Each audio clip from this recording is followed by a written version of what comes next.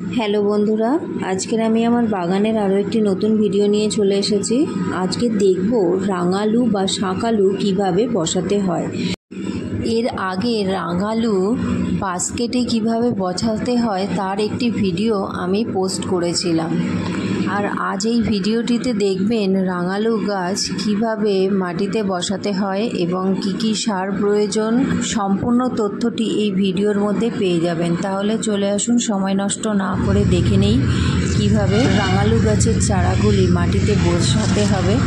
আপনারা এখানে দেখতেই পাচ্ছেন একটি রাঙালু থেকে বহু ডালপালা এখানে বার হয়েছে। এটি প্রথমে এমন ছিল না। আমি বাজার থেকে একটি রাঙালু কিনে নিয়ে এসেছিলাম, কারণ আমাদের এখানে রাঙালু গাছের ডাল বা ডগা কিনতে পাওয়া যায় না। সেই জন্যে আমি ইউটিউবের ভিডিও দেখে একটি রাঙালুকে জলের মধ্যে বুড়িয়ে রেখে দিয়েছিলাম কয়েক সপ্তাহের জন্য। তারপরে দেখি রাঙালু থেকে কয়েকটা শিকড় বার হয়েছে এবং তার উপর থেকে ছোট ছোট কয়েকটা ডাল বার হয়েছে। এই রাঙালুটিকে আমি এই টবের মধ্যে বসিয়ে দেই এবং নিয়মিত জল এবং ফাঙ্গিসাইড প্রয়োগ করি, কারণ ফাঙ্গিসাইড প্রয়োগ না করলে এই রাঙালুটি মুছে যাওয়ার সম্ভাবনা ছিল।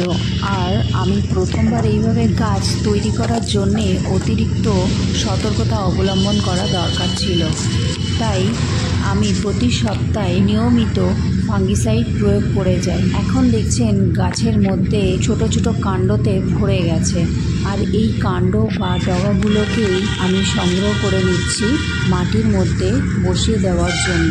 আর মূল রাঙালুটি এইভাবেই মাটির মধ্যে রেখে দেব।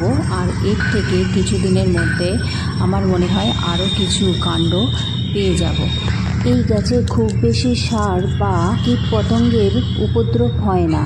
সামান্য জল ও একবার সার প্রয়োগ করলেই এই গাছ খুব দ্রুত বৃদ্ধি পায়। আমি এখানে এই ডগাগুলোকে সংগ্রহ করে নিয়েছি মাটিতে বসানোর জন্য। সোজাভাবে বা সম্পূর্ণটা মাটির মধ্যে পুঁতে দিয়ে সামান্য ডগাটা উঁচু করেও বসাতে পারেন বা সেভাবে বসিয়ে নিতে পারবেন। এর জন্য বিশেষ কোনো বিধি নিয়ম নেই। আমি এইগুলো এইভাবে বসিয়ে দিচ্ছি, দিয়ে ভালো করে মাটি চাপা দিয়ে দেবো। এই গাছের প্রত্যেকটি পাতার গোড়া থেকে নতুন নতুন শিকড় বার হবে, তাই ডগাগুলো মাটির মধ্যে এইভাবে পুঁতে দিলেই হয়ে যাবে। আপনারা জানেন গ্রীষ্মকালে অতিরিক্ত সার প্রয়োগ করলে গাছের ক্ষতি হয়ে থাকে, তাই আমি গাছ বসানোর বা এই ডগাগুলোকে মাটিতে বসানোর এক সপ্তাহের মধ্যেই সার দিয়ে দেবো।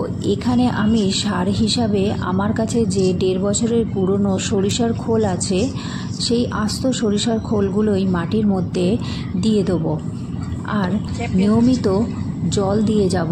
তাহলে এই সরিষার খোল থেকেই গাছ পর্যাপ্ত পরিমাণে সার পেতে থাকবে।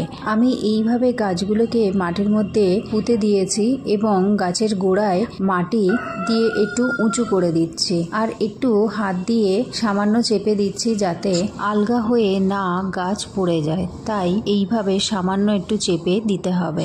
আপনারা চাইলে ফলের বাস্কেট, বস্তা বা 12 ইঞ্চি টবের এই রাঙালু চাষ করতে পারেন। যদি আপনারা 12 ইঞ্চি টব ব্যবহার করেন তাহলে একটি গাছ এবং হাফ বাস্কেট, অর্থাৎ ফলের যে অর্ধেক ছোট বাস্কেটগুলো আসে তাতে 2টি করে গাছ এবং ফলের যে বড় বাস্কেট থাকে তাতে অনেকগুলো গাছ একসাথে মাটির মধ্যে পুঁতে এই রাঙালু চাষ করতে পারেন। মূল রাঙালু গাছটি এই টবের মধ্যেই আমি রেখে দিয়েছি। আমি আশা করছি এর থেকে আরও কিছু চারা পাবো। চারা হয়ে গেলে সেগুলো মাটির মধ্যে পুঁতে দেবো। এখন সামান্য জল দিয়ে আমি ভিজিয়ে নিচ্ছি। আমি এই প্রথমে এইভাবে গাছ বসালাম।